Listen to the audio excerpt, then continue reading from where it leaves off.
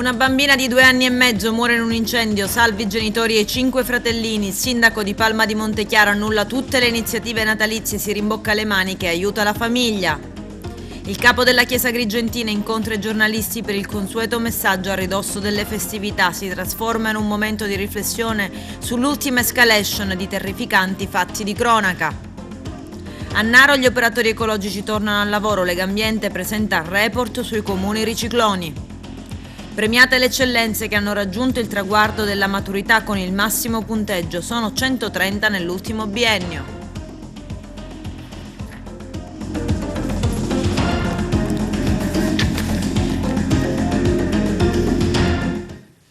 Bentrovati gentili telespettatori al nostro appuntamento con l'informazione.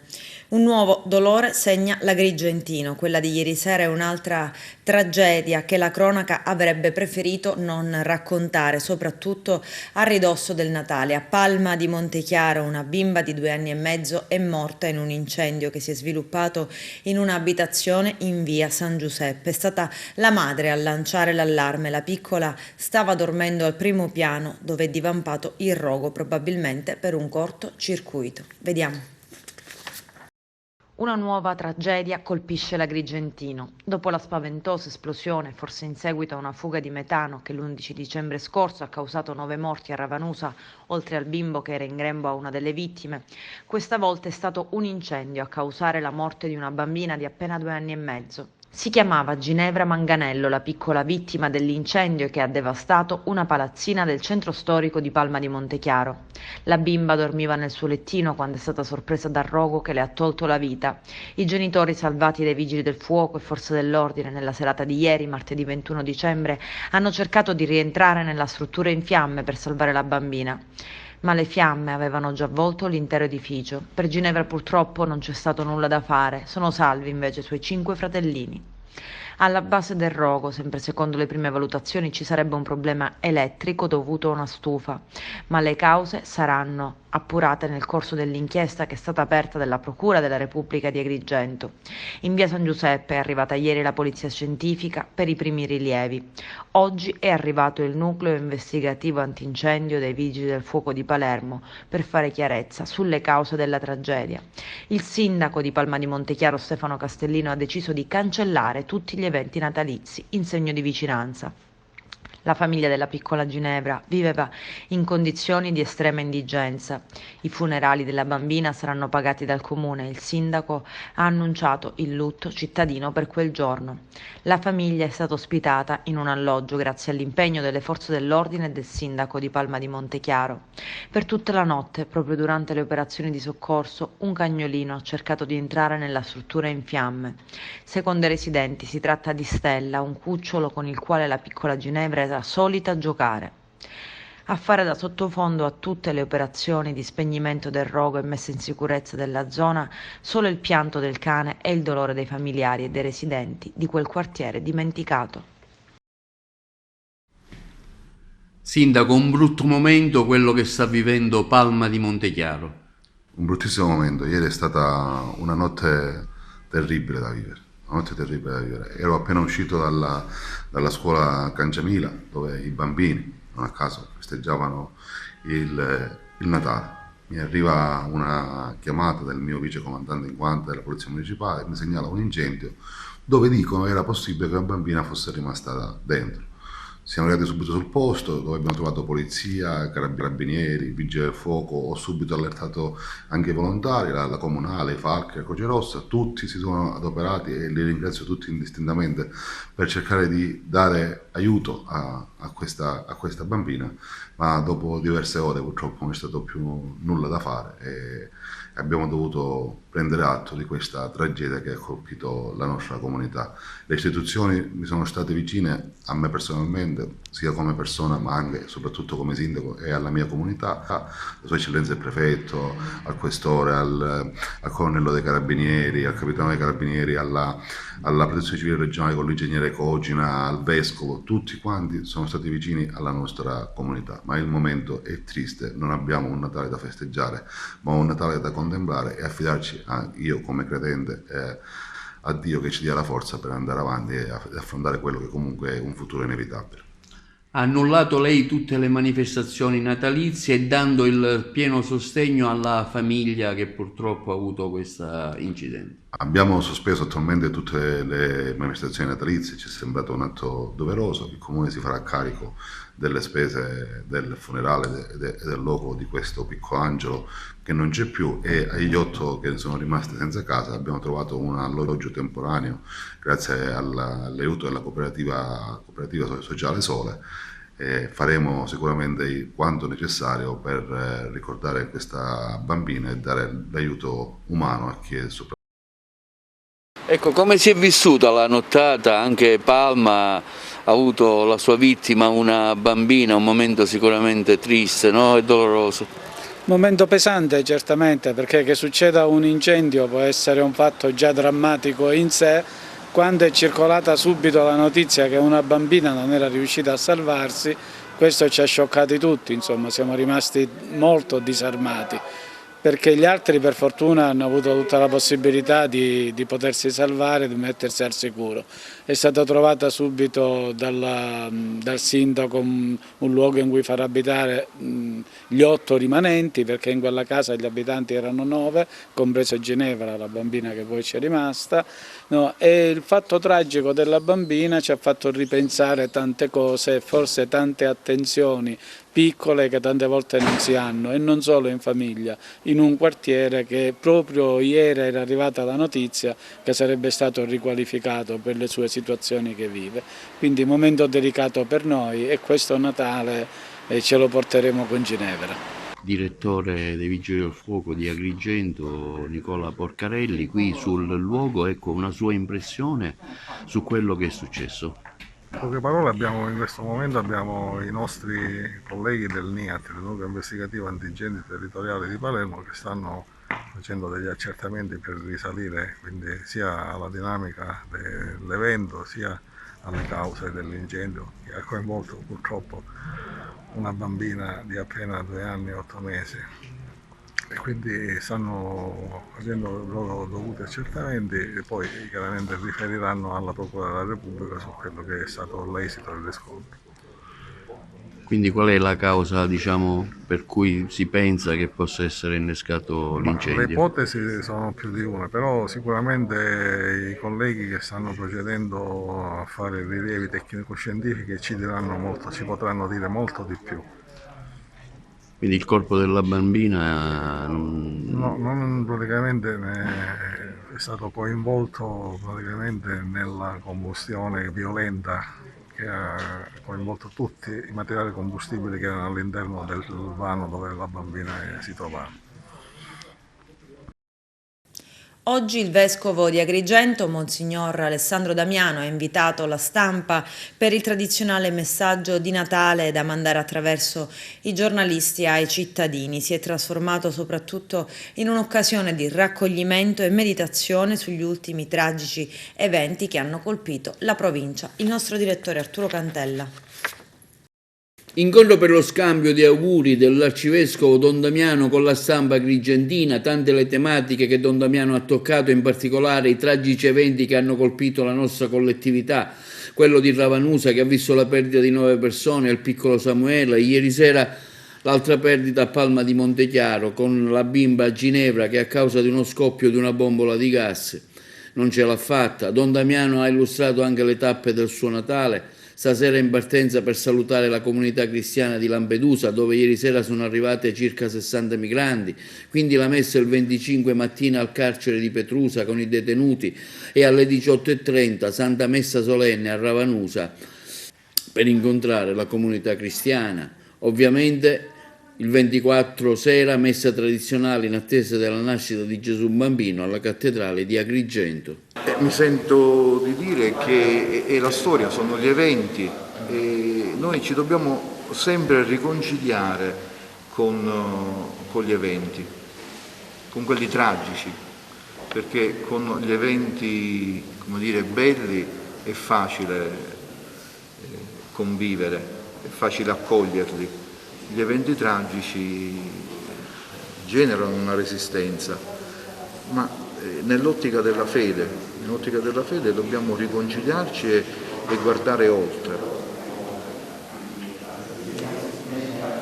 La comunità è stata colpita da un grande evento luttuoso, quello di Ravanusa. Ieri sera anche a Palma di Montechiaro una bambina ha perso la vita. Ecco, come si vive questo momento di Natale anche davanti a queste tragedie? Si vive, penso, io posso dire come lo vivo io. Come vive la Chiesa, insomma, i credenti. Come lo vivo io. Tra turbamento e stupore. Anche Maria è turbata, la liturgia ce l'ha ricordato più volte in questi giorni, all'annuncio dell'angelo. Maria rimase turbata. E anch'io sono rimasto turbato quando ho appreso la sciagura, la tragedia di Ravanusa e anche quella di ieri sera. Mi è giunta la notizia quasi subito e ho dovuto sospendere il ragionamento, perché ragionare su una bambina che perde la vita così come pare l'abbia persa, è meglio sospendere il ragionamento, perché l'emozione, le lacrime incalzano. Quindi questo tempo di Natale più che in altre occasioni, è proprio per rimanere al nostro territorio, è segnato dal turbamento, ma anche dallo stupore. Quello stupore che tra l'altro è un po' significato nella frase del profeta Isaia che ho voluto condividere per il Natale. Ecco, io faccio una cosa nuova, proprio adesso germoglia, non ve ne accorgete. E allora il cercare in queste vicende il nuovo che il Signore fa, che è un piccolo germoglio, ma che cresce, e cresce nell'incarnazione del Figlio, cresce nella morte del Figlio, porta frutto nella risurrezione del Figlio. È un unico mistero. Non possiamo celebrare il Natale se non alla luce della Pasqua. Qual è il messaggio che vuole mandare alla comunità agrigentina fin troppo ferita? Quello di saper guardare oltre l'evento bruciante immediato e scrutare, siamo a Natale, scrutare il Signore che viene non tanto nel bambino, che è già venuto, di cui facciamo memoria con il Natale, ma il Signore che viene continuamente nella storia. Lui è il veniente, colui che viene continuamente nella tua vita, nella mia vita, nella sua vita. E nell'incontro con il Signore decifrare gli interrogativi della vita, il male e il bene. Lei adesso sarà a Lampedusa, al rientro a Agrigento e il 25 anche una Santa Messa a Ravanusa. Con il parroco, confrontandoci, ecco, ho proposto, e il parroco subito ha accolto, di celebrare la messa vespertina del Natale con la comunità di Ravanusa. È una comunità che sente questi rapporti recisi in modo violento. E allora raccogliersi attorno alla parola e attorno all'Eucaristia, ecco, rafforza i rapporti tra di noi e i rapporti con coloro che celebrano anch'essi la liturgia nuova nella Gerusalemme celeste. Un 18enne originario del Bangladesh è stato travolto da un'auto guidata da un 35enne agrigentino mentre attraversava la strada. L'incidente è avvenuto lungo viale Leonardo Sciascia, arteria principale del quartiere di Villaggio Mosè d'Agrigento. Il giovane è stato immediatamente trasferito all'ospedale San Giovanni di Dio, dove si trova in prognosi riservata. Il 18enne stava attraversando la carreggiata quando l'auto l'ha centrato in pieno, facendolo sbalzare sul selciato. È stato proprio l'automobilista il primo a prestare aiuto e chiamare i soccorsi. Sul posto sono intervenute 2 ambulanze. Il giovane faceva fatica a respirare e aveva riportato gravi traumi. Chiesta l'archiviazione del procedimento nato in seguito alla morte di una docente messinese a ridosso della somministrazione del vaccino anti-Covid AstraZeneca. La famiglia si oppone. I dettagli nel servizio. La nostra sarà un'opposizione a questa richiesta di archiviazione da parte dei sostituti procuratori, e quello che noi abbiamo chiesto non era un'indagine contro i medici del Policlinico, che noi abbiamo sin dall'inizio elogiato e ringraziato per quello che hanno fatto, ma era una richiesta di verità e chiarezza su tanti aspetti oscuri di questa sperimentazione che è stata fatta anche con questo vaccino, che è un vaccino a vettore adenovirale. Per cui noi abbiamo chiesto se fosse o meno sicuro questo vaccino. La risposta la mia famiglia già ce l'ha, dal momento in cui è un vaccino che è sparito dalla circolazione, non si somministra più né in Italia né in Europa. E poi vorrei aggiungere, esistevano già dei lavori del 1999, del 2003 e in ultimo del 2007 che parlavano della possibilità di conseguenze di questi adenovirus utilizzati che potevano dare trombocitopenia, cioè una riduzione del numero di piastrine e quindi tutte le conseguenze che poi questi soggetti che hanno avuto reazioni avverse infauste hanno avuto. Voi sapete che è una battaglia difficile, perché comunque si ha di fronte un colosso, un gruppo importante. Quale fiducia rispetto alla giustizia anche dopo questa richiesta di archiviazione che forse magari non vi aspettavate, soprattutto alla luce di questa perizia che mette nero su bianco ciò che fino a qualche settimana fa era sospetto, ma come diceva lei diventa conferma nel momento in cui il vaccino viene ritirato? Ma noi speriamo che il giudice per le indagini preliminari rigetti questa richiesta di archiviazione, per come a Gela nel caso della Guzio, che è un'altra insegnante di 37 anni, dove è stata stabilita anche la connessione tra la sua morte e la somministrazione del vaccino, era stata richiesta un'archiviazione e il giudice ha respinto questa richiesta di archiviazione, chiedendo ulteriori indagini su quello che è stato tutto l'iter di approvazione del vaccino autorizzativo, e quindi cosa hanno fatto AIFA, l'ente di farmacovigilanza italiana, e EMA, che è l'ente di farmacovigilanza europea. Per cui noi speriamo molto che il giudice accolga anche questa nostra richiesta di opposizione. Voi avete subito questa tragedia in famiglia, siete vaccinati, quindi dal primo momento avete comunque lanciato un appello, un messaggio di fiducia rispetto al vaccino come soluzione di fronte a questa pandemia, mentre magari c'è qualcuno che ha preso il caso di Augusta come esempio invece per portare avanti una battaglia Novax.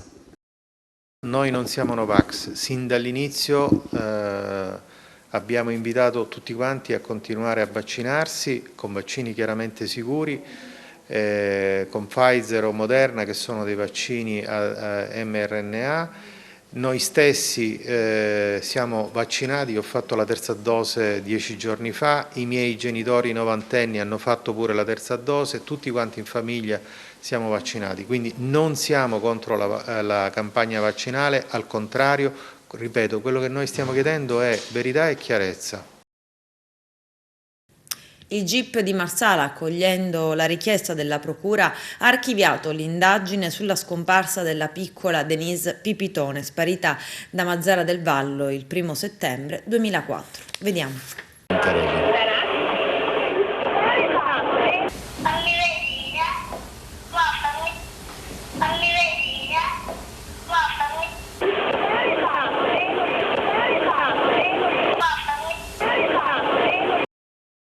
Il GIP di Marsala Saraquittino ha accolto la richiesta della Procura ed ha archiviato il procedimento avviato nei confronti di Anna Corona, Giuseppe Della Chiave, Paolo Erba e Antonella Allegrini in merito alla scomparsa di Denise Pipitone. Tra gli indagati c'erano l'ex moglie del padre naturale di Denise, Anna Corona, accusata di sequestro di persona assieme a Della Chiave, e 2 testimoni che avrebbero fornito false informazioni. PM, l'avvocato Giacomo Frazzitta, legale della mamma mamma della piccola, oggi 21enne, Piera Maggio, si era opposto all'archiviazione solo per Anna Corona, madre di Jessica Pulezzi, sorellastra di Denise, già processata e assolta per il sequestro della bambina in tutti e 3 i gradi di giudizio.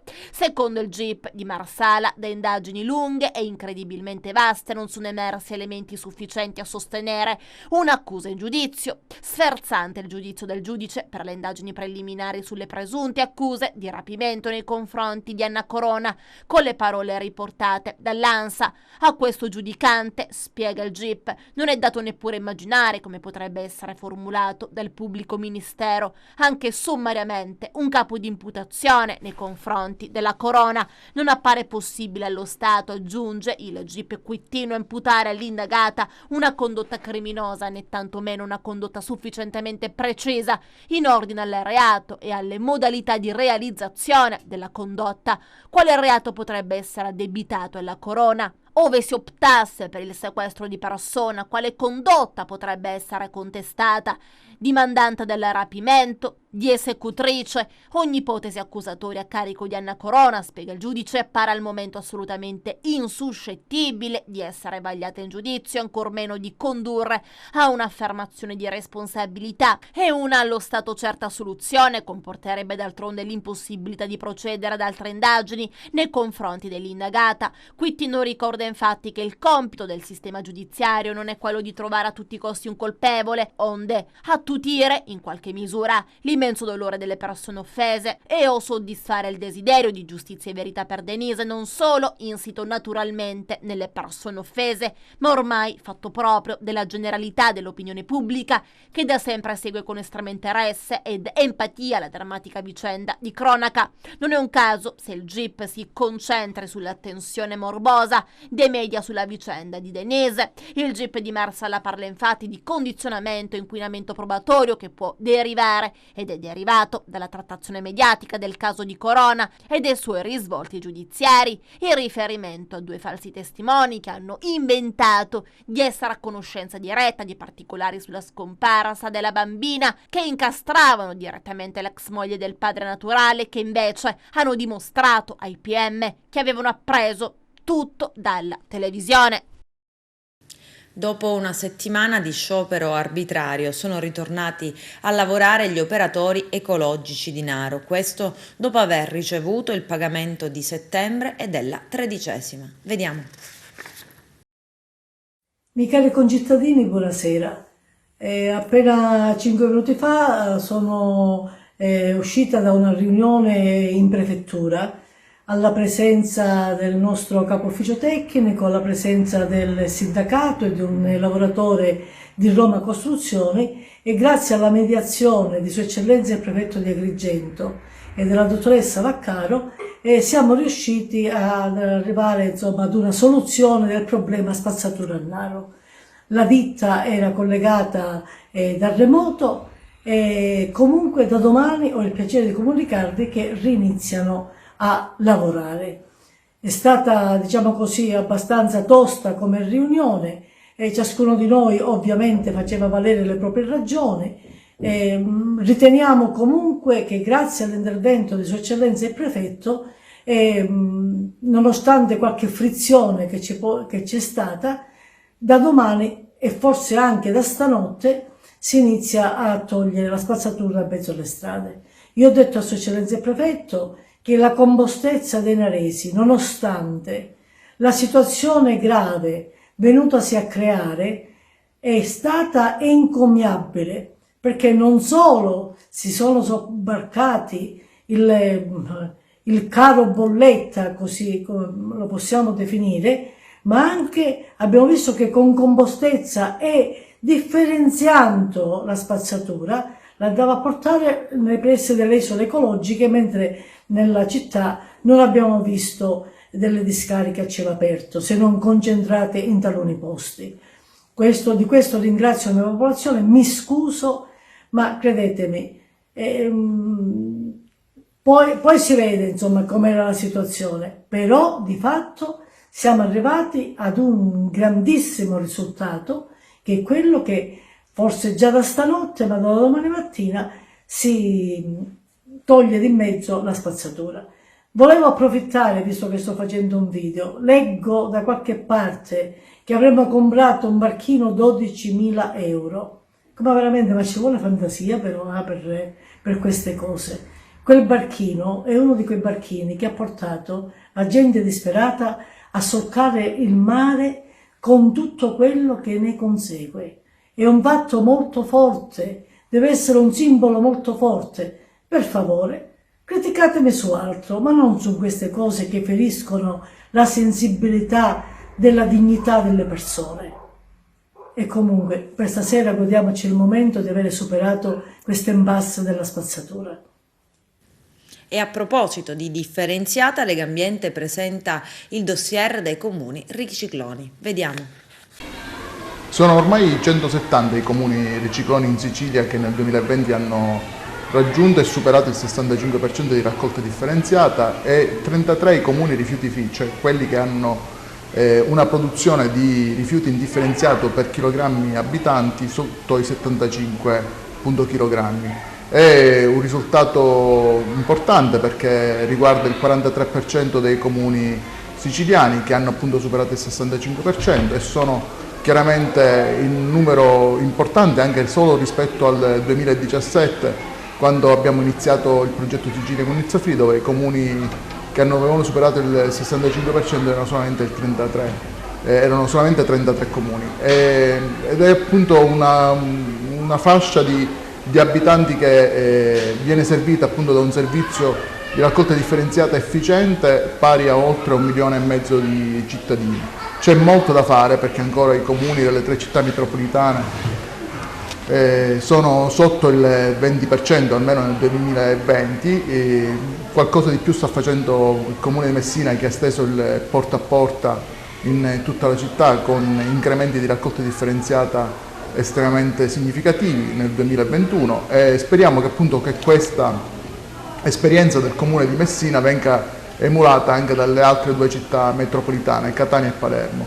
Purtroppo appunto su Palermo abbiamo molto da fare, si inseguono ancora le vasche per ampliare le discariche, la discarica di Bellolampo, mentre nulla si sta facendo con riferimento all'estensione del porta a porta nella città metropolitana. I comuni ricicloni siciliani continuano ad aumentare e siamo arrivati anche ormai ad alcuni capoluoghi di provincia, ma la regione svolterà solo quando le 3 città metropolitane, Palermo, Catania e Messina, faranno altrettanto. Da Messina sono arrivati i primi segnali importanti, aspettiamo che le amministrazioni comunali di Palermo e Catania facciano la stessa cosa.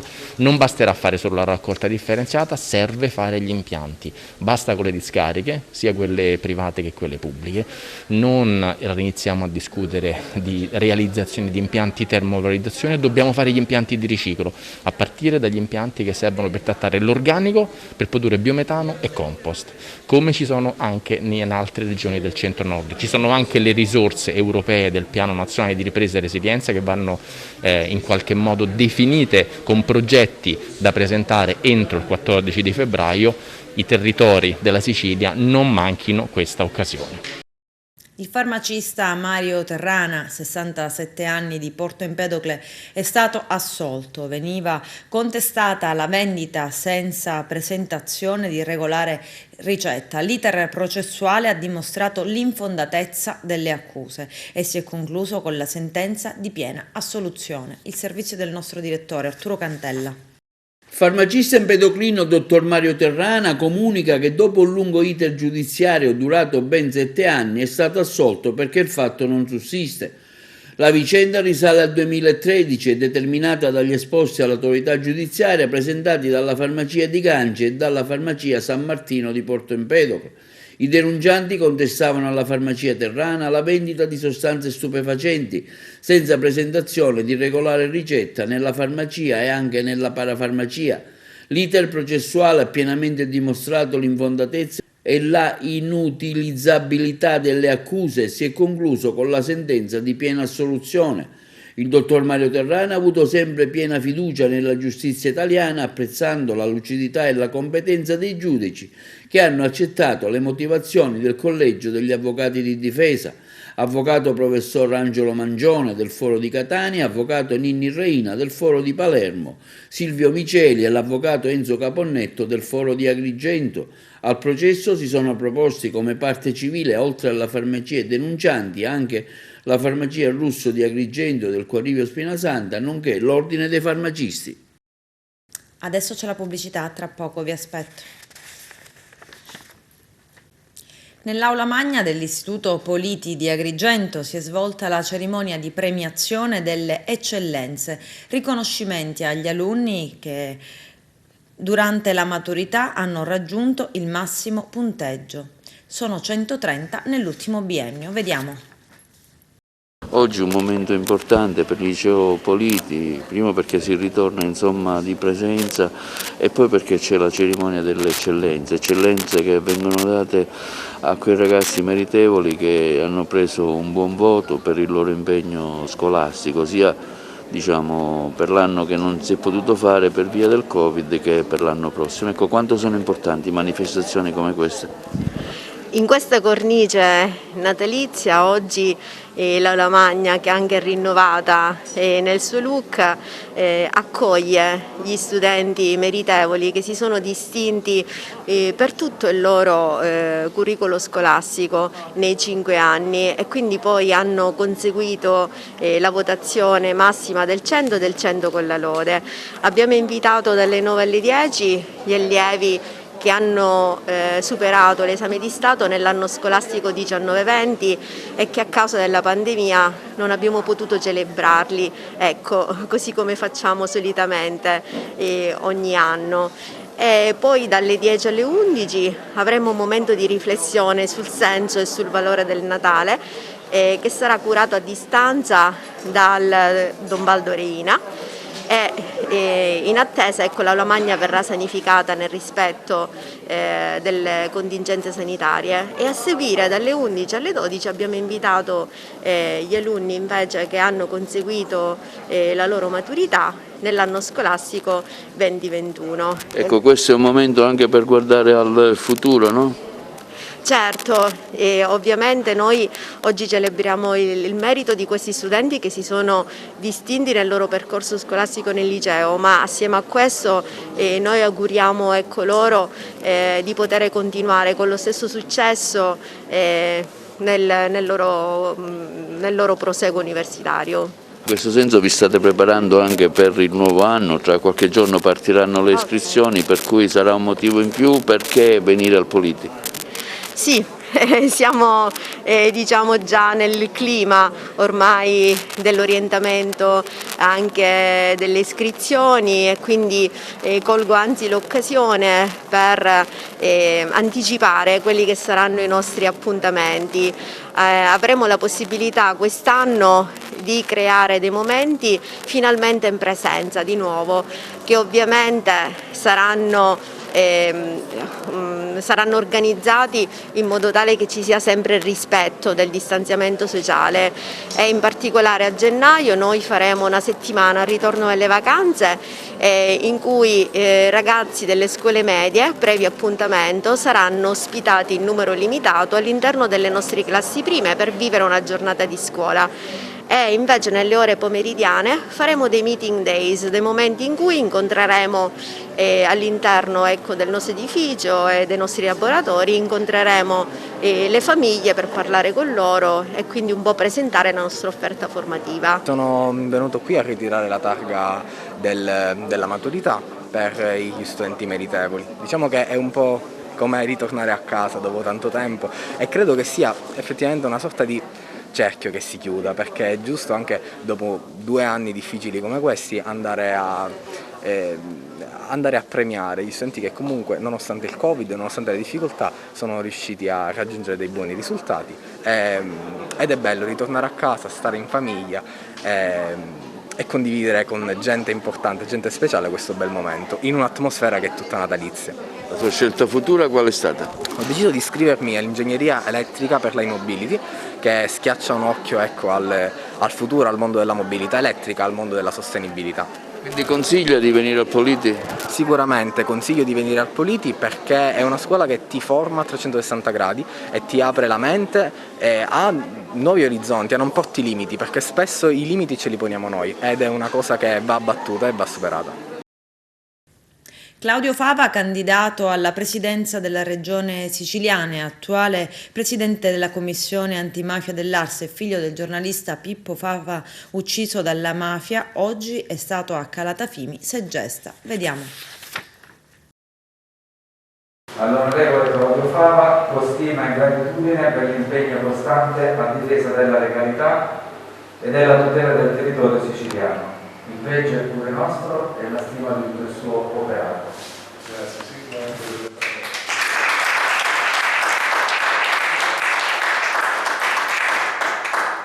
Essere accolto davvero così con affetto, con calore da una comunità che ha voglia di cambiare. Per me è un privilegio essere accolto da un'amministrazione, da un consiglio comunale e ricevere questo attestato di amicizia.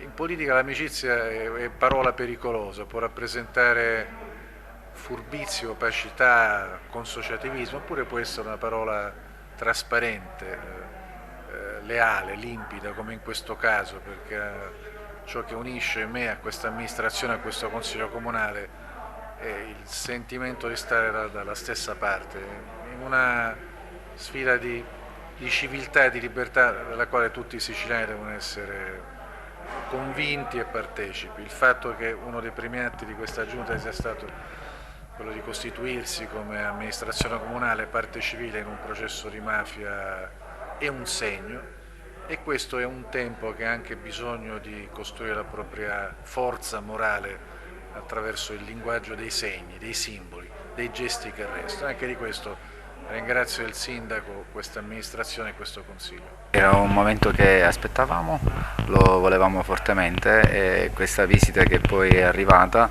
durante questo periodo natalizio è un'altra cosa molto bella che ci riempie di gioia. Una visita giustamente che dà forza alla nostra azione amministrativa, un'azione che è rivolta sulla legalità, sulla trasparenza. Uno degli atti che abbiamo fatto in giunta è stato proprio quello di costituirci parte civile in un processo di mafia, e l'abbiamo ottenuta con forza. Una suggestiva mostra nelle sale del Museo Diocesano di Agrigento diretto da Domenica Brancato. In esposizione un'arte antica, quella della ceroplastica, che risale al Settecento, protagonisti i bambinelli. Vediamo. Domenica Brancato, nuovo direttore del Museo Diocesano di Agrigento, si presenta alla città con un evento natalizio, una mostra di bambinelli che provengono da dove? Sì, una mostra di bambinelli che provengono da diverse parti della nostra diocesi, e in particolar modo dal monastero benedettino di Palma di Montechiaro e il Collegio di Maria di Palma di Montechiaro, ma non solo. Molti pezzi provengono dalle collezioni private di famiglie che hanno voluto condividere con noi le loro installazioni floreali dedicate al Gesù Bambino, grotte, Agrigento, Palma di Montechiaro, sono diversi i posti da cui provengono queste opere inedite.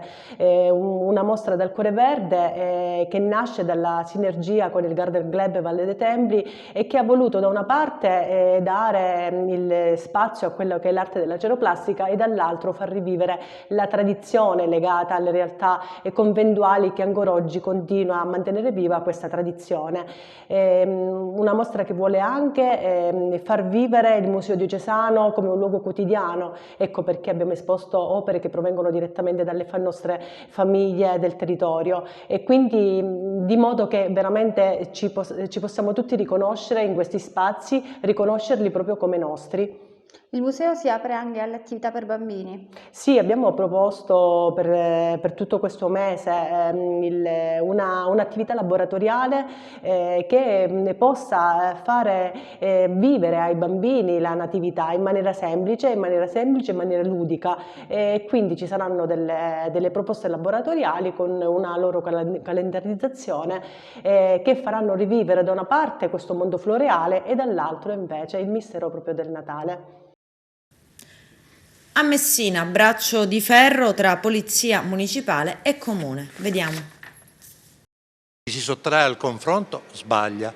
Le nostre problematiche non sono problematiche pretestuose, sono problematiche che emergono dopo 3 anni di grande sofferenza in cui abbiamo cercato in tutti i modi di interloquire con un'amministrazione che si è dimostrata sorda e che non ha fatto altro che utilizzare il dileggio nei nostri confronti. Questo significa che la misura è colma, questo significa che noi abbiamo bisogno di rivendicare la nostra dignità di lavoratori e di cittadini che lavorano per il bene della città, perché noi siamo cittadini di questa città e non lo vogliamo dimenticare, non è che viviamo sulla Luna. Le criticità sono legate ormai a numeri che sono insostenibili, richiediamo da sempre che il corpo di una grande città metropolitana non può essere ridotto ai minimi termini come è quella oggi, e in più si è fatta una scelta di svuotarlo anche di risorse professionali che sono poi l'essenza di tutto quella che è l'attività di polizia locale, che negli anni ha avuto una sorta di trasferimenti continui da parte dello Stato di competenze che quindi impongono anche grande senso di responsabilità e professionalità nell'accompagnare queste cose. Quindi nella Polizia Municipale di Messina c'è forte carenza e ci sono forti ritardi anche in ragione di scelte, quelle ultime fatte dall'amministrazione, che sta spogliando di professionalità e quindi blocca servizi che sono anche fondamentali. Dopo una brutta malattia che ha combattuto per diversi anni, è volato in cielo all'età di 63 anni Tonino Casesa, fra i fondatori dell'AIDO, Associazione Italiana Donatori Organi nella provincia di Agrigento. Negli anni '80 la sua missione era diventata quella di difendere il cittadino e aveva costituito dapprima il difensore civico, occupandosi dei problemi della città, per poi fondersi con la Federconsumatori, associazione di difesa e promozione dei diritti dei consumatori, portando avanti tantissime iniziative sociali e sindacali per il territorio agrigentino. Per oltre un trentennio, funzionario della regione siciliana, venne nominato dirigente generale dell'area dello sviluppo industriale, oggi IRSAP. Lascia la moglie Rosa Pletto e 3 figli, Lello, Atena e Diego. I funerali oggi alle 16 nella nuova parrocchia Madonna delle Rocche di Agrigento. Con questo è tutto, termina qui l'edizione del telegiornale. Grazie per la gentile attenzione e per essere stati con noi. A presto.